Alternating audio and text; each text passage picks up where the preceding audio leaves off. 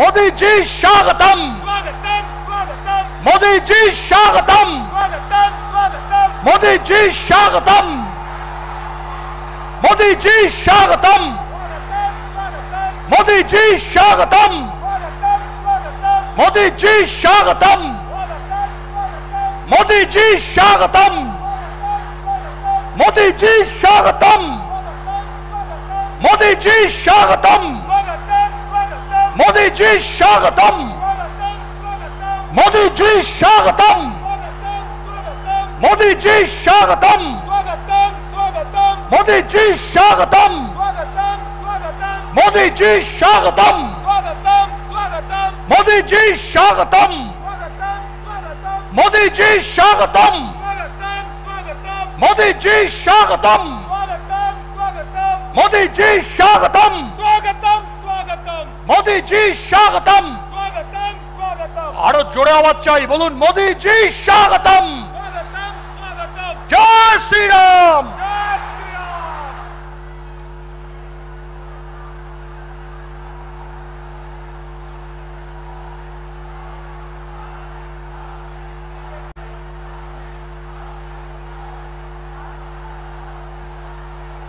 আমাদের আজকের কাওয়াখালী ময়দানের ঐতিহাসিক সমাবেশ আমাদের আদরণীয় প্রধানমন্ত্রী নরেন্দ্র ভাই মোদীজি, যার অপেক্ষায় আমরা দীর্ঘ 3 ঘন্টা ধরে প্রখর রৌদ্রের মধ্যে এখানে দাঁড়িয়ে আছি। তিনি আমাদের আজকে আশীর্বাদ দিতে এসেছেন, অভয় দিতে এসেছেন, অনুপ্রেরণা দিতে এসেছেন। আজকে আমাদের 13 জন মনোনীত প্রার্থী, জলপাইগুড়ি থেকে 7 জন, শিলিগুড়ি থেকে 4 জন, আমাদের দার্জিলিং এর প্রার্থীরাও এখানে এসেছেন।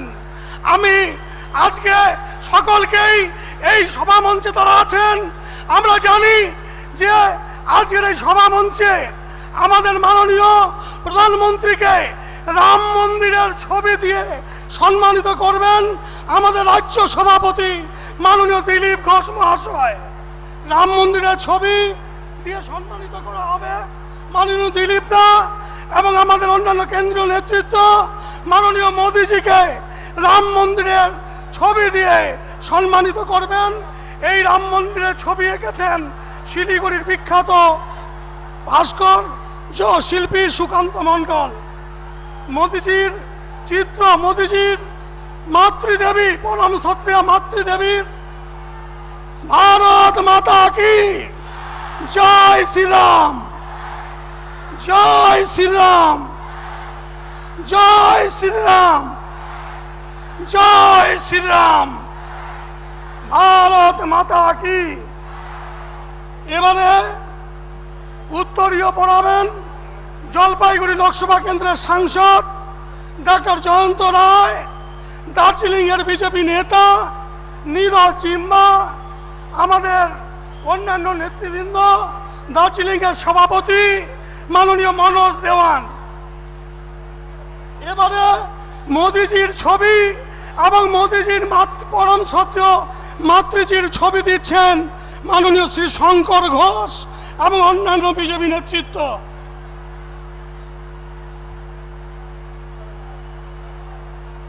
মোদীজির পরম সত্য মাতৃদেবীর ছবি এবং মোদীজির ছবি যিনি এঁকেছেন 17 বৎসরের অনয় রায়, তিনি দিচ্ছেন। আমি দীপেন প্রামাণিক, বিজেপি রাজ্য সহসভাপতি, আমি শিবের, ভগবান শিবের মূর্তি প্রদান করছি।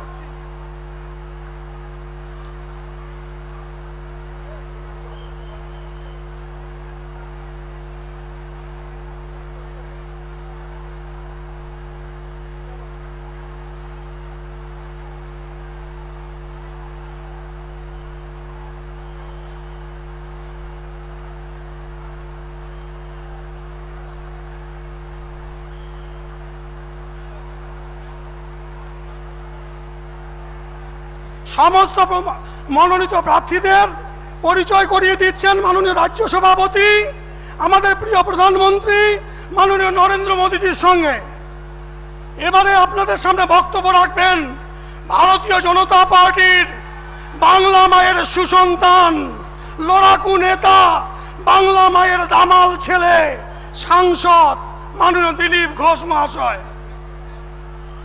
মাননীয় দিলীপ দা কিছুক্ষণের মধ্যেই আপনাদের সামনে বক্তব্য রাখবেন।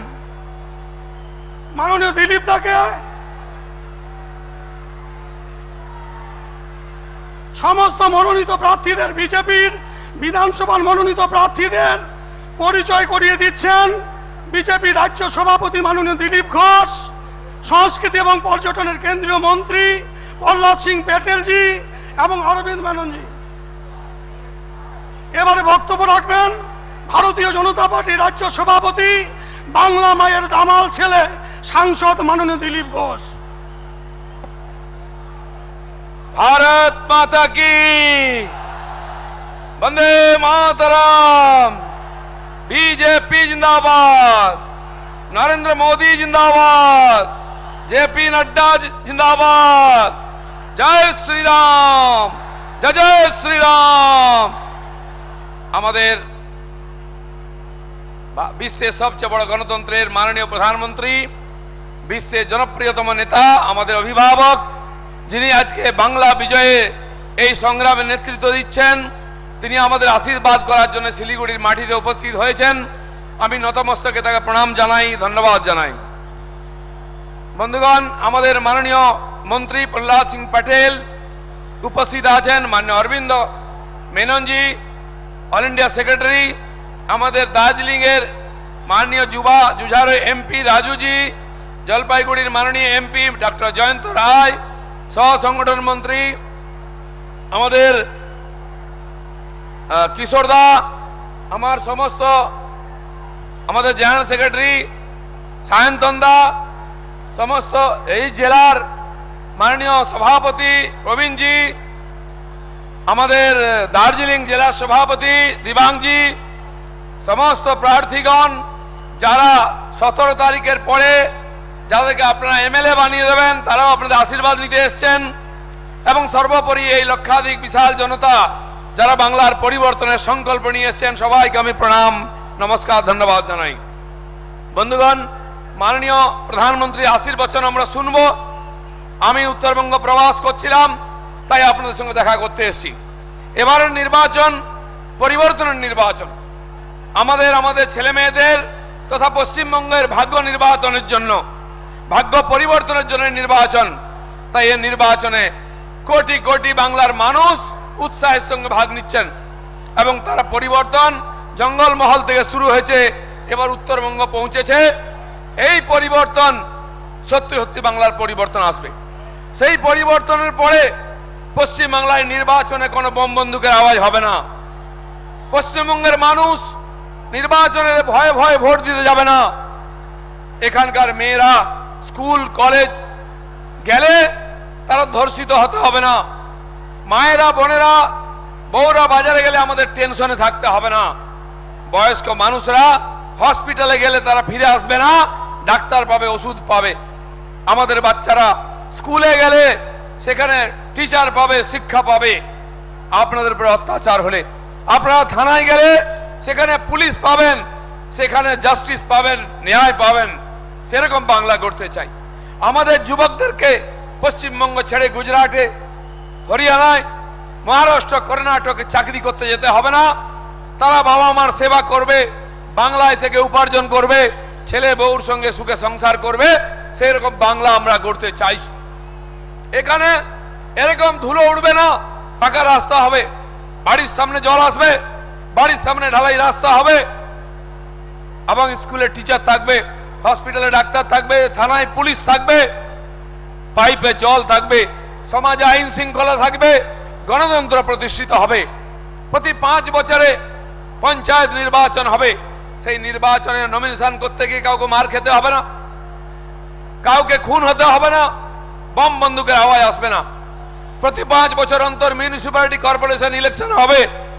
আপনারা ভোট দিয়ে নিজের প্রতিনিধি নির্বাচিত করবেন, তারা আপনাদের মনের মতো উন্নয়ন করবেন। এই বাংলায় টেট হবে প্রতি বছর, এসএসসি হবে প্রতি বছর। আমাদের যুবক যুবতীরা শিক্ষিত হয়ে তারা চাকরি পাবে, তার জন্য কাটমানি দিতে হবে না, ঘুষ দিতে হবে না। এখানে বাড়ি করতে গেলে, সরকারি যোজনায় প্রকল্পের লাভ নিতে গেলে কাউকে কাটমানি আর সিন্ডিকেটের পাল্লায় পড়তে হবে না। এরকম বাংলা আমরা করতে চাই। বন্ধুগণ, 45 বছর ধরে বাংলায় যে গণতন্ত্র গায়েব হয়ে গেছে, আমরা সেই গণতন্ত্রকে প্রতিষ্ঠিত করতে চাই, তাই বাংলার পরিবর্তন চাই। আর এই পরিবর্তন ভারতীয় জনতা পার্টির হাত ধরে পরিবর্তন হবে। উত্তর বাংলার মানুষকে চিকিৎসার জন্য দক্ষিণ বাংলায়, কলকাতায় বা ভেলোর, চেন্নাই, মুম্বাই যেতে হবে না। উত্তর বাংলায় এইমস প্রতিষ্ঠিত হবে, অসুস্থ মানুষ এখানে চিকিৎসা পাবেন, আয়ুষ্মান যোজনার 5 লক্ষ টাকা পাবেন, গরিব কৃষক বছরে 10,000 টাকা কৃষক সম্মান নিধি পাবেন এবং আগের 18,000 টাকা অগ্রিম পাবেন। তারা ন্যায্য মূল্যে জল পাবেন, ন্যায্য মূল্যে বীজ পাবেন, নিজের উৎপাদিত ফসলের ন্যায্য মূল্য পাবেন, সহায়ক মূল্য পাবেন। এরকম বাংলা আমরা করতে চাই, সোনার বাংলা করতে চাই। তাই প্রধানমন্ত্রী বলেছেন, আপনারা সব পার্টিকে বারে বারে সুযোগ দিয়েছেন, একবার বিজেপিকে সুযোগ দিন, আমরা আপনাদের স্বপ্নের বাংলা, ডক্টর শ্যামাপ্রসাদ মুখার্জির স্বপ্নের বাংলা, আমাদের কল্পনা সোনার বাংলা গড়ে দেব। এই বলে সবাইকে ধন্যবাদ। ভারত মাতা কি জয়। মাননীয় রাজ্য সভাপতি শ্রী দিলীপ ঘোষ মহাশয়কে অসংখ্য ধন্যবাদ জানাচ্ছি। এবারে আপনাদের সামনে বক্তব্য রাখবেন, যার বক্তব্য শুনবার জন্য অধীর আগ্রহে আপনি অপেক্ষা করছেন, ভারতবর্ষের প্রধানমন্ত্রী, উন্নয়নের দিশারি, আমাদের সকলের অনুপ্রেরণা, মাননীয় প্রধানমন্ত্রী শ্রী নরেন্দ্র ভাই দামোদর দাস মোদীজি।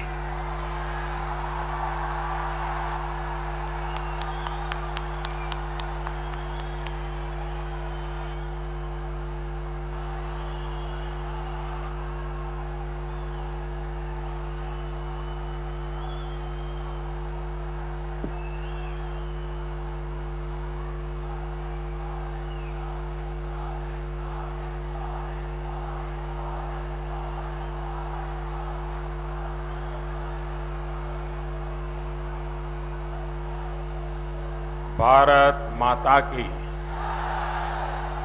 भारत माता की।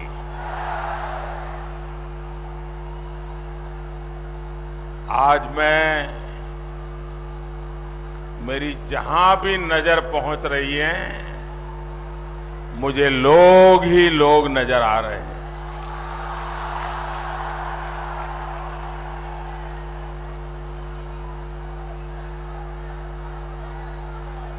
ये जगह भी छोटी पड़ गई लग रहा है। बहुत बड़ी मात्रा में लोग धूप में तप रहे हैं। जो लोग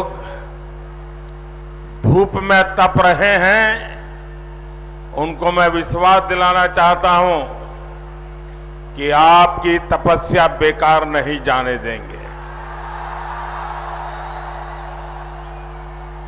हम विकास करके आपके इस प्यार को डबल करके लौटाएंगे।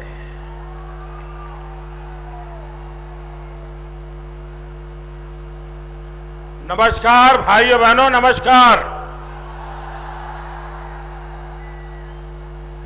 नॉर्थ बंगाल भारत मां के गले में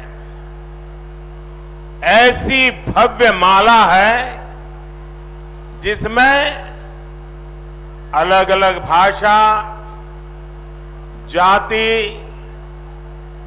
भिन्न भिन्न समुदाय के लोग अलग अलग फूलों में इस माला में गूंथे हुए हैं। यहां एक भारत श्रेष्ठ भारत की सुंदर तस्वीर दिखती है। नमस्कार उत्तरबंग, केमन आছেন আপনারা? আমার সৌভাগ্য যে আমি আবার আজকে महाकाल बाबा, सिंचेल देवी मां और जलपेश बाबा पुण्यभूमिते आस्ते पेरेছি। यहां दार्जिलिंग, कालिम्पोंग, कर्सियांग जैसे पहाड़ी क्षेत्रों और आसपास के स्थानों से भी अनेक साथी हमें आशीर्वाद देने के लिए आए हैं। आपनारा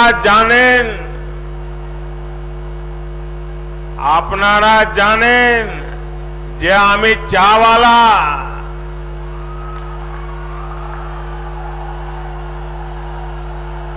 गोटा उत्तरबंगो আমায় অনেক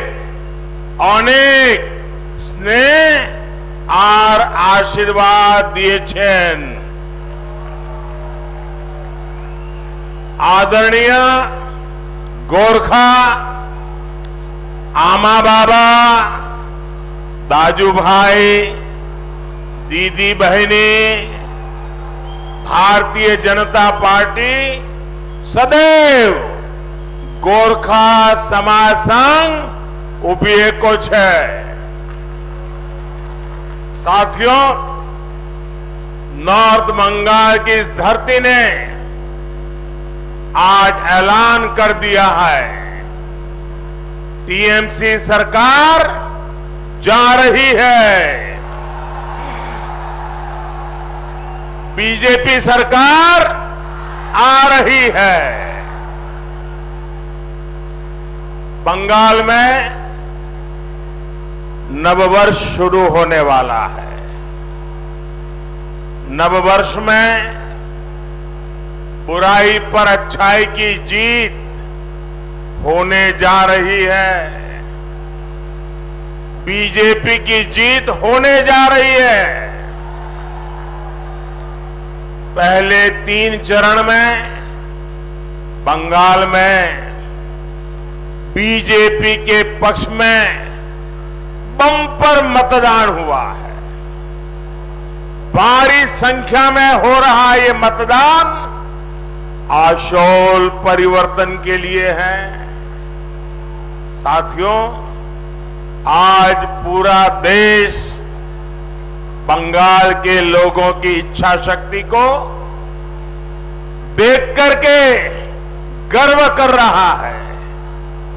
ये इच्छा शक्ति आशोल परिवर्तन की शक्ति है।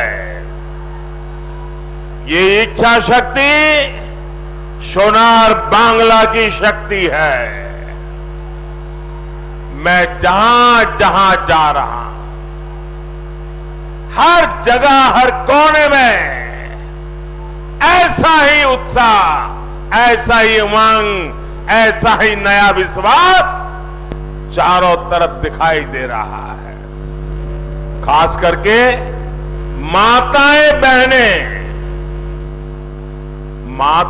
बहनों का जो मैं उत्साह देख रहा हूं, माताएं बहनें जिस प्रकार से आशीर्वाद दे रही हैं, मैं इन माता को, इन मातृशक्ति को सर झुका करके नमन करता हूं।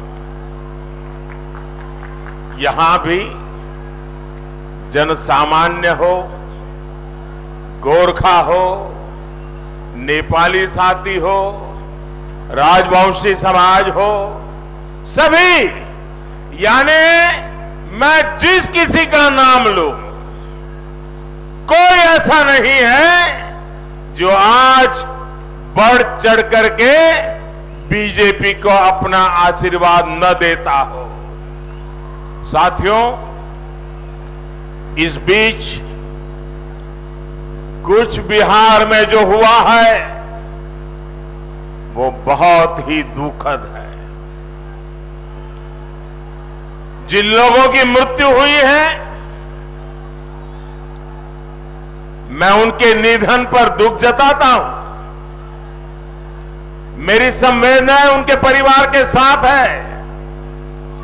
बीजेपी के पक्ष में जन समर्थन देखकर दीदी और उनके गुंडों में बौखलाहट हो रही है।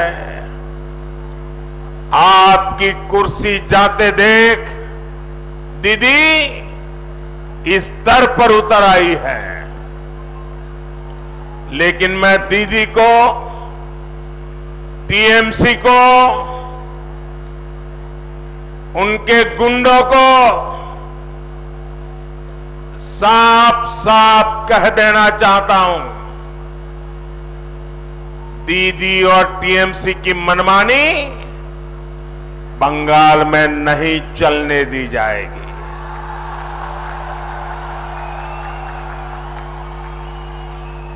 मेरा चुनाव आयोग से आग्रह है कि कुछ बिहार में जो हुआ उसके दोषियों पर सख्त से सख्त कार्रवाई हो। और दीदी,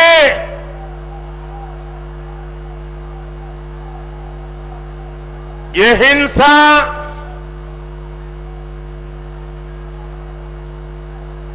लोगों को सुरक्षा बलों पर आक्रमण करने के लिए उकसाने के तरीके, चुनाव प्रक्रिया में रोड़े अटकाने के तरीके, दीदी आपको नहीं बचा पाएंगे। आपके 10 साल के कुकर्मों से ये हिंसा आपकी रक्षा नहीं कर सकती है। साथियों, यहां से निकली संतानों ने साहित्य से लेकर सेना तक सभी को मजबूत किया है। आज उन्हीं की प्रेरणा से बंगाल ने आशौल परिवर्तन का नारा बुलंद किया है। जिस बंगाल को डर के, भय के, अत्याचार के, अन्याय के बोझ तले दीदी और उनके दल ने दबा रखा था, आज वो कह रहा है आशौल परिवर्तन, आशौल परिवर्तन। बंगाल की बीजेपी सरकार में सुनवाई होगी, न्याय मिलेगा, आपके अधिकार का काम होगा, क्षेत्र का विकास होगा। बंगाल बीजेपी यहां सरकार में ऐसा माहौल बनाएगी जिसमें पुलिस न्यायिक तरीके से अपना काम करेगी, प्रशासन जनता के प्रति जवाबदेह होकर अपना काम करेगा, सरकार अपनी जिम्मेवारियों को निभाएगी और कार्यकर्ता जनता की सेवा में कभी भी पीछे नहीं हटेंगे। बंगाल में दशकों से जिस तरह का राजनीतिक वातावरण बना दिया गया है वो बदलने का समय आ गया है। अब तोलाबाज मुक्त बंगाल बनेगा, अब सिंडिकेट मुक्त बंगाल बनेगा, अब कटमनी मुक्त बंगाल बनेगा। साथियों, हर चरण के मतदान के बाद आशौल परिवर्तन की लहर जितनी प्रचंड होती जा रही है और दीदी की बौखलाहट भी उतनी ही बढ़ रही है।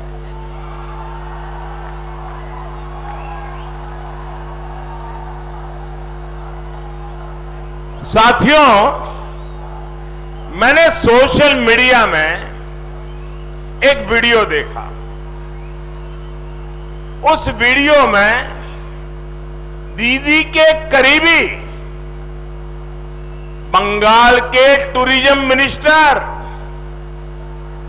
और यहां पास के ही विधायक लोगों को धमका रहे हैं। उन्होंने कहा कि बीजेपी को वोट दिया तो लोगों को उठाकर बाहर फेंक दिया जाएगा। भाइयों बहनों, क्या ये भाषा आपको मंजूर है? ये धमकी आपको मंजूर है? क्या लोकतंत्र में ऐसी धमकी को जगह है क्या? क्या मैं प्रधानमंत्री होने के बाद भी किसी हिंदुस्तान के बेटे को, बेटी को ये कह सकता हूं कि मैं तुम्हें उठाकर बाहर फेंक दूंगा? क्या मुझे अधिकार है क्या? अरे लोकतंत्र है, कानून का राज है। लेकिन दीदी का मंत्री कैमरा के सामने और सब कुछ कैमरा में कैद है। ये गुंडागिर्दी खुलेआम है। ये दीदी के 10 साल के राज की यही सच्चाई है। बंगाल के लोगों को, दीदी, बंगाल के लोगों को आपने क्या समझ रखा है? बंगाल के लोग आज बीजेपी को वोट दे रहे हैं तो टीएमसी के लोग उन्हें बाहर फेंक देंगे? इतनी हिम्मत? दीदी, ओ दीदी,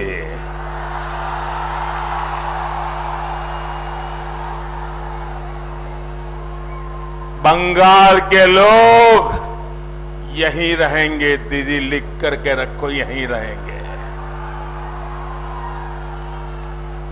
अगर जाना ही है तो सरकार से आपको जाना होगा। दीदी, आपको जाना होगा। दीदी, ओ दीदी, दीदी, आप बंगाल के लोगों की भाग्य विधाता नहीं है। बंगाल के लोग आपकी जागीर नहीं है दीदी। इसलिए बंगाल के लोगों ने तय कर दिया है कि आपको जाना ही होगा। ये बंगाल की जनता ने ठान लिया है। ये बंगाल की जनता आपको निकाल करके ही दम लेने वाली है। और दीदी, ये भी याद रखिए, आप अकेली नहीं जाएगी। दीदी, ओ दीदी, आप अकेली नहीं जाएगी। आपके पूरे गिरोह को ये जनता हटा करके रहने वाली है। आपके साथ साथ ये तोलाबाज भी जाएंगे। आपके साथ साथ ये सिंडिकेट को भी जाना है। आपके साथ साथ जाएगी नॉर्थ बंगाल से भेदभाव करने वाली आपकी दुर्नीति भी जाएगी। आपके साथ साथ जाएगी बंगाल से वोट बैंक की तुष्टीकरण की राजनीति जाएगी। साथियों, ये क्षेत्र देश की सुरक्षा के लिए बहुत अहम है। इसे देश के भीतर बैठी ताकतों द्वारा चुनौती दी जा रही है। तुष्टीकरण और वोट बैंक की राजनीति ने इस क्षेत्र की जो हालत की है वो आप भली भांति जानते हैं। केंद्र सरकार ऐसी ताकतों से सख्ती से निपट रही है। बंगाल में बीजेपी की सरकार बनने के बाद इस क्षेत्र से ऐसी हर ताकत को हटाया जाएगा जिसे टीएमसी ने लाकर बसाया है, और टीएमसी ने ऐसी नकारात्मक ताकतों को आगे बढ़ाया है। बंगाल की बीजेपी सरकार आपके अधिकारों, आपकी पहचान की रक्षा करेगी। गोरखा हो राजवंशी हो, आदिवासी हो, बंगाली हो, राभा टोटो, मेछे कोछे, सभी की रक्षा होगी। साथियों, दीदी और टीएमसी के नेताओं की सोच क्या है, ये अब खुल करके सामने आ रहा है। एक वीडियो सोशल मीडिया में वायरल हुआ है, वो वीडियो आप देख करके लोग चौंक गए हैं। ये वीडियो ऐसा है जिसमें दीदी की करीबी एक नेता ने अनुसूचित जाति के लोगों का, एससी समुदाय का बहुत बड़ा अपमान किया है। उन्होंने कहा है कि बंगाल में जो अनुसूचित जाति है, शेड्यूल कास्ट समुदाय है, वो भिखारियों की तरह व्यवहार करता है। दीदी, इतना अहंकार, ऐसी सोच आपकी। शेड्यूल कास्ट समुदाय के मेरे भाई और बहनों और उनके बच्चों के साथ आपकी पार्टी, पार्टी के नेता इतनी नफरत करते हैं। भाई और बहनों, यही दीदी और उनके साथियों का यही असली चेहरा है। दीदी और उनके लोग शेड्यूल कास्ट समुदाय से इसलिए भड़के हुए हैं क्योंकि वो बीजेपी के साथ खड़े हैं। बीजेपी को आशीर्वाद देने खुलकर घरों से निकल रहे हैं। दीदी, ओ दीदी,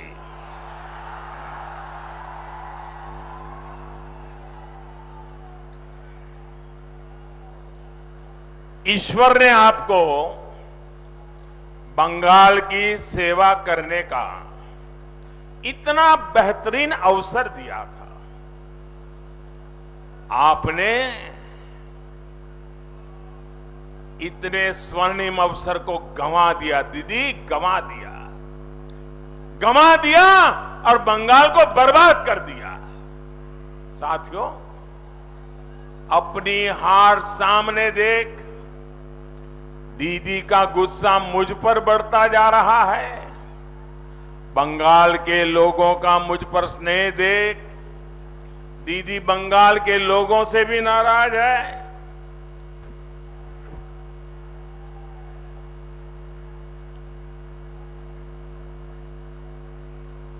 दस साल तक गरीबों को सताने वाले गुंडों पर, हत्यारों पर, लुटेरे तोलाबाजों पर दीदी को गुस्सा नहीं आया, लेकिन दीदी उन सुरक्षा बलों पर गुस्सा कर रही है जो बंगाल के लोगों के अधिकार की रक्षा कर रहे हैं।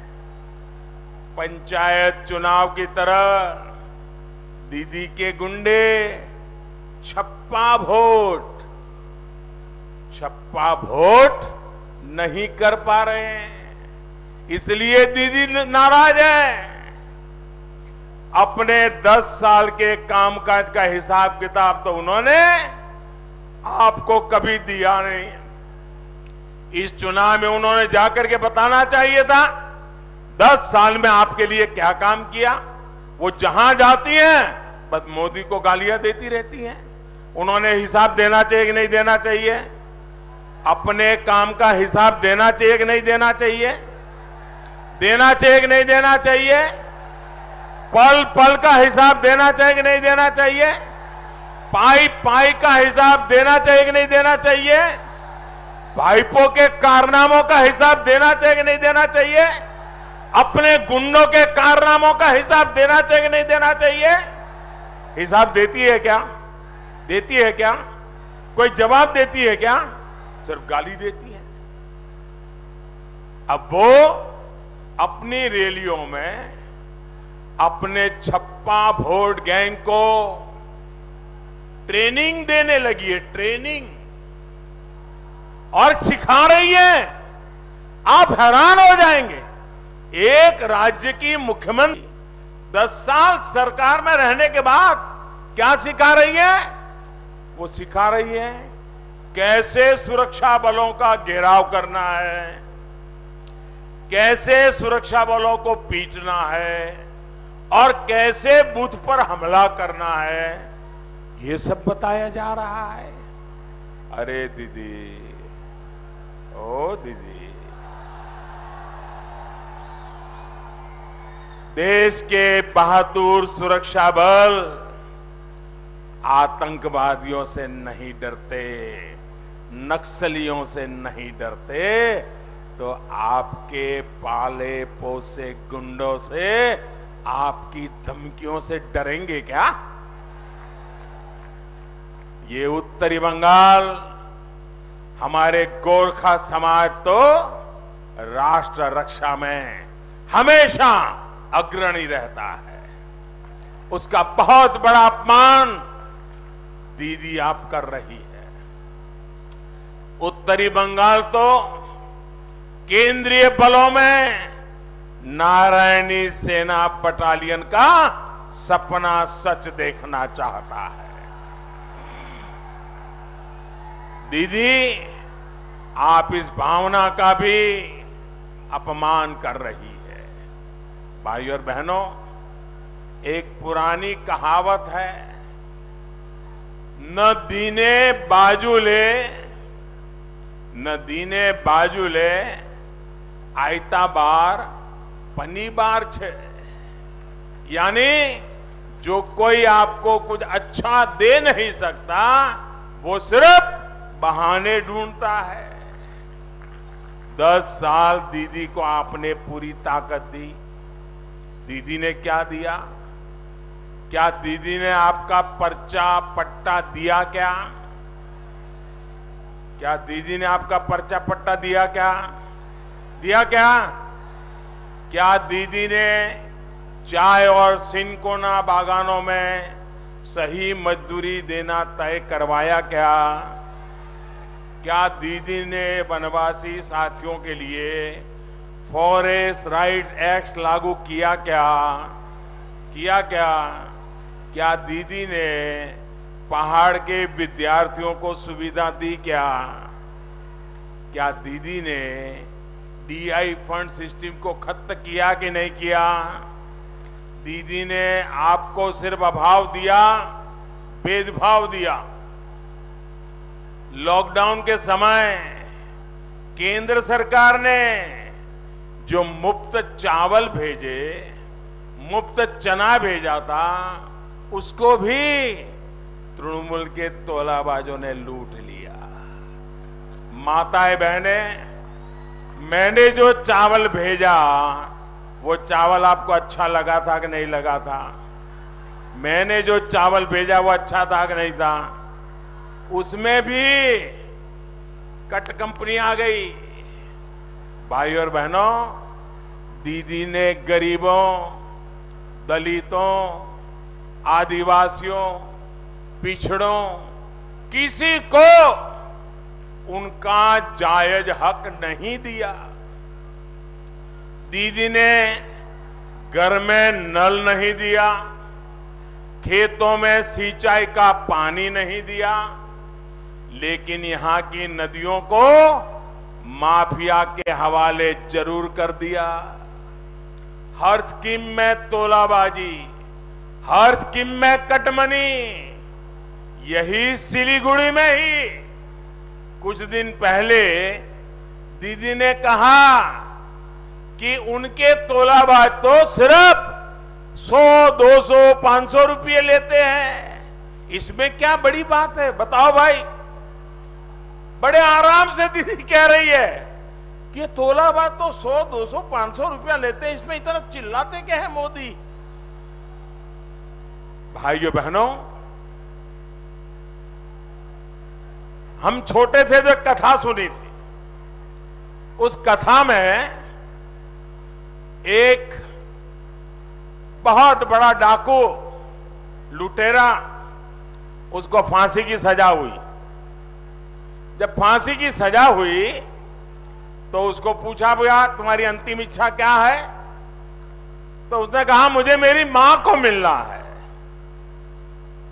तो फिर सरकार ने व्यवस्था की कि फांसी पर जाने से पहले उसको उसकी मां से मिलवा दिया जाए। जब वो अपनी मां को मिला तो मां को झपट करके उसने मां की नाक को काट लिया, अपनी मां की नाक को काट लिया, फांसी पे जाने से पहले काट लिया। तो लोगों ने पूछा कि भाई तुमने अपनी मां पर यह क्यों किया?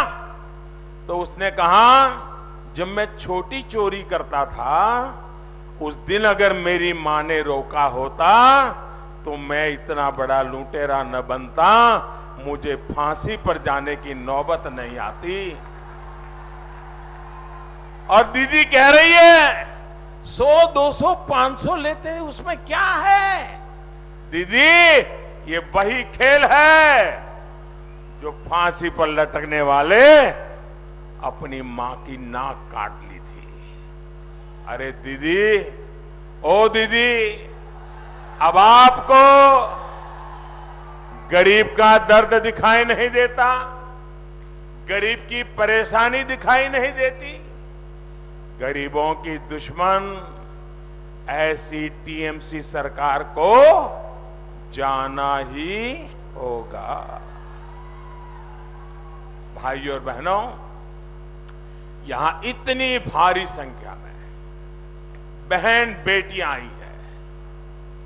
आपसे भी दीदी को बहुत समस्या है। दीदी कहती है कि आप पैसे के लालच में यहां आती है। मैं जरा आपसे पूछना चाहता हूं, क्या आप इस कार्यक्रम में पैसे लेकर के आए हैं क्या? जरा दीदी के कान फट जाए ऐसे जवाब दो। क्या आप पैसे लेकर के आए हो क्या? आप पैसे लेकर के आए हो क्या? आप पैसे की लालच में आए हो क्या? पैसे की लालच में आए हो क्या? ये आपकी ईमानदारी पर उन्होंने घाव किया है कि नहीं किया है? ये आपका अपमान किया है कि नहीं किया है? आपके स्वाभिमान को चोट पहुंचाई है कि नहीं पहुंचाई है? दीदी, ये इसी राज्य के नागरिक हैं, आप उन पर गालियां दे रही हो। ममता दीदी, हर कोई आपके तोलेबाजों की तरह लालची नहीं होता। ये तो स्वाभिमान लोग हैं, स्वाभिमानी लोग हैं। ये बंगाल की स्वाभिमानी बहनें हैं जो हर दुख तकलीफ के बावजूद अपनी मेहनत का खाती हैं, अपने स्वाभिमान से तकलीफों को सहन करती हैं, लेकिन स्वाभिमान को नहीं छोड़ती हैं।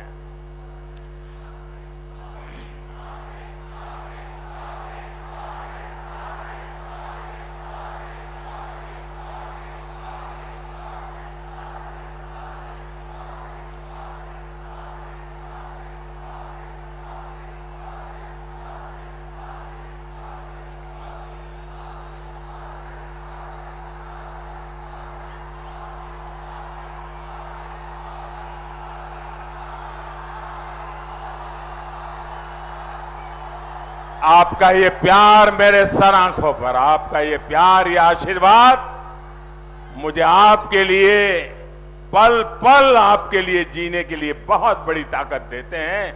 आपके आशीर्वाद, यही मेरी अमानत है।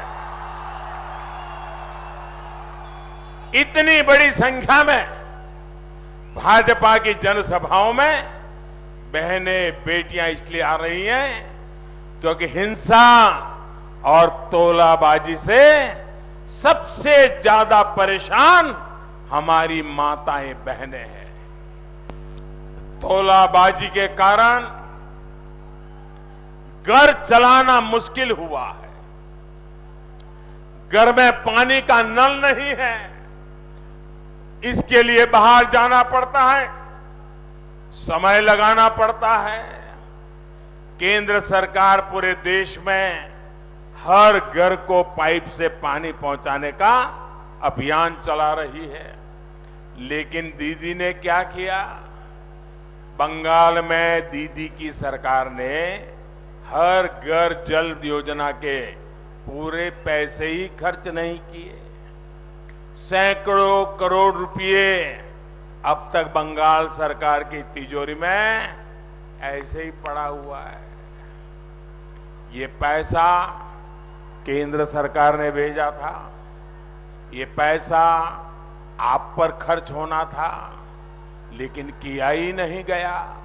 भाई और बहनों, भाजपा सरकार ने शौचालय बनवाए ताकि बहनों को अंधेरे का इंतजार ना करना पड़े, बेटियों को अपमानित ना होना पड़े। हमने उज्ज्वला का गैस कनेक्शन दिया ताकि गरीब बहनों को धुएं से मुक्ति मिले, उनका समय बचे।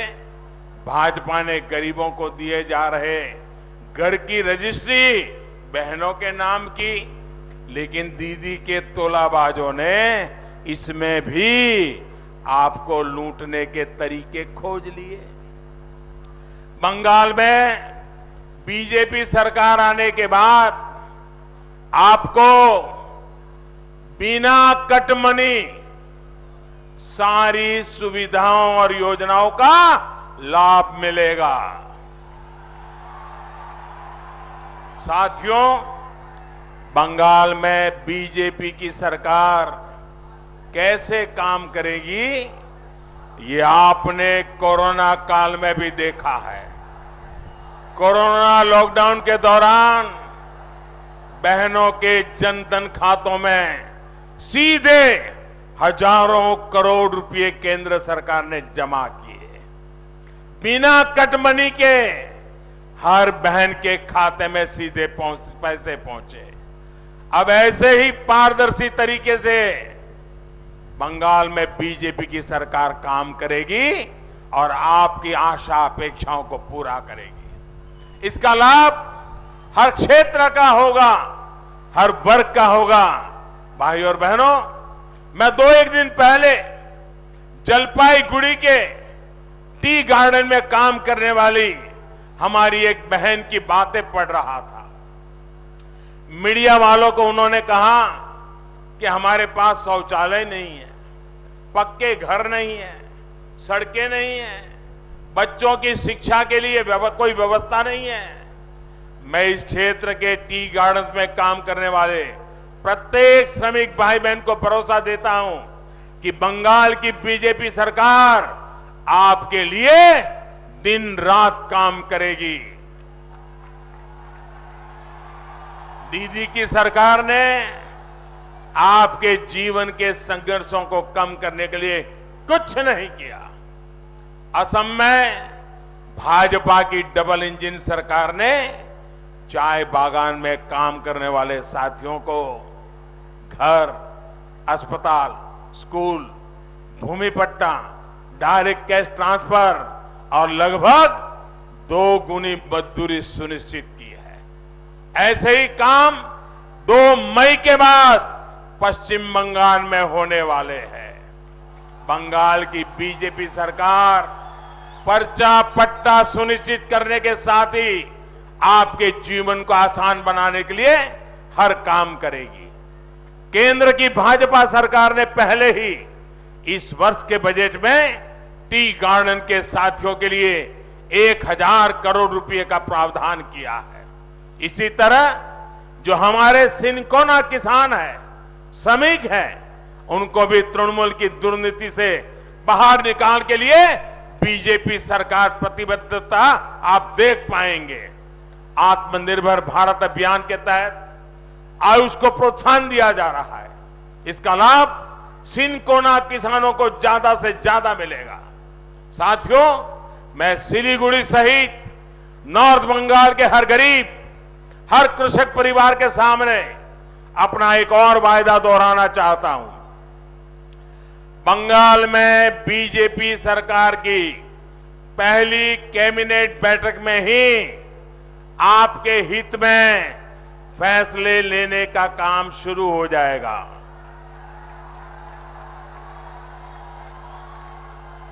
पीएम किसान सम्मान निधि का जो 18,000 रुपये, 18,000 टका दीदी ने रोका, वो भी तेजी से आपके खाते में जमा किया जाएगा।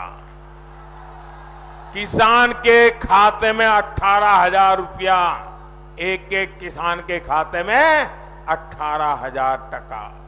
साथियों, मुझे 1.5-2 वर्ष पहले जलपाईगुड़ी की एक दुखद खबर आज भी याद है। एक पिता को अपने बेटे की जान लेनी पड़ी थी क्योंकि उसके पास अपने बीमार बेटे के इलाज के लिए पैसे नहीं थे। उस तकलीफ में पिता ने खुद भी अपनी जान ले ली थी। ये वाकया दिखाता है कि इस क्षेत्र में, नॉर्थ बंगाल में मेडिकल सुविधाओं की क्या हालत है। दीदी ने अगर आयुष्मान भारत योजना बंगाल में लागू की होती तो गरीबों को ये दिन देखने न पड़ते। इस योजना के तहत गरीबों को 5 लाख रुपए तक के मुफ्त इलाज की सुविधा बीजेपी की केंद्र सरकार ने दे रखी है। सिर्फ सिलीगुड़ी, जलपाईगुड़ी नहीं, कोलकाता ही नहीं, वो पिता दिल्ली, मुंबई, चेन्नई, कहीं पर भी अपने बेटे का मुफ्त इलाज करवा सकता था। लेकिन दीदी ने, उनकी दुर्नीति ने ऐसा होने नहीं दिया। बंगाल में बीजेपी की सरकार में, नॉर्थ बंगाल में मेडिकल इंफ्रास्ट्रक्चर तो सुधार ही जाएगा, तुरंत ही बंगाल में आयुष्मान भारत योजना भी लागू की जाएगी। साथियों, दार्जिलिंग हिल्स, तराई और द्वार क्षेत्र से बीजेपी का एक विशेष संबंध रहा। बंगाल में एक क्षेत्र सबसे पहला है जिसने बीजेपी पर विश्वास किया, बीजेपी को हमेशा प्यार दिया है। आपके इस प्यार का कर्ज चुकाने के लिए बंगाल में बीजेपी की सरकार हर प्रकार के प्रयास करेगी। सरकार इसको पूरा करके रहेगी और इसके लिए बीजेपी की सरकार बहुत जरूरी है। बंगाल बीजेपी के संकल्प पत्र में जो विशेष वायदे इस क्षेत्र के लिए किए गए हैं वो सभी पूरे किए जाएंगे। शिक्षा हो, शिल्प हो, चाकरी हो या फिर भाषा संस्कृति हो, आपकी हर आकांक्षा पर तेजी से काम होगा। भाइयों और बहनों, यहां की ब्लैक टी और यहां टॉय ट्रेन दोनों विश्व की धरोहर है। टी और ट्रेन दोनों से मेरा भी बचपन से संबंध रहा है। यहां की टॉय ट्रेन तो डबल इंजन से डबल आनंद के लिए जानी जाती है। भाजपा की डबल इंजन सरकार भी डबल स्पीड से डबल लाभ, डबल विकास करने के लिए जानी जाती है। सिलीगुड़ी सहित इस पूरे क्षेत्र में ट्रिपल टी यानी टी, टूरिज्म और टिम्बर को माफिया के शिकंजे से बाहर निकालना हमारी प्राथमिकता है। यहां इंफॉर्मेशन टेक्नोलॉजी से जुड़े आधुनिक उद्योगों को बढ़ावा मिले, इसके लिए भाजपा की डबल इंजन सरकार नई ऊर्जा से काम करेगी। साथियों, आज पूरे नॉर्थ ईस्ट में ही नहीं, पड़ोसी देशों के साथ आधुनिक कनेक्टिविटी को बढ़ाया जा रहा है। इसका सीधा लाभ नॉर्थ बंगाल को मिलेगा। देश में उड़ान योजना के तहत छोटे से छोटे एयरपोर्ट को जोड़ा जा रहा है। बेहतर कनेक्टिविटी और बेहतर कानून व्यवस्था से यहां का टूरिज्म सेक्टर फिर से नई बुलंदी की तरफ जाएगा। कनेक्टिविटी से लेकर टूरिज्म तक के सारे काम यहां रोजगार बढ़ाएंगे, आपका जीवन आसान बनाएंगे। इसलिए आपको ये बात ध्यान में रखनी है, कमल छाप टीएमसी साफ, कमल छाप टीएमसी, टीएमसी, टीएमसी। मैं फिर कहूंगा, भय पाबेन ना। ভয় পাবেন না, আমরা আপনাদের সাথে আছি, সাথে থাকব। নতুন বছরে নতুন বাংলার উদয় হবে। নতুন প্রজন্ম, ফার্স্ট টাইম ভোটার্স, নতুন প্রজন্ম নতুন বাংলাকে उज्ज्वलित करवे, उज्ज्वलित करवे। आप इतनी बड़ी तादाद में आशीर्वाद देने आए, मैं आपका बहुत बहुत आभारी हूं। मेरे साथ पूरी ताकत से मुट्ठी बंद करके बोलिए, पूरी ताकत से बोलना है, बोलेंगे? भारत माता की, भारत माता की, भारत माता की, भारत माता की, भारत माता की, भारत माता की। बहुत बहुत धन्यवाद।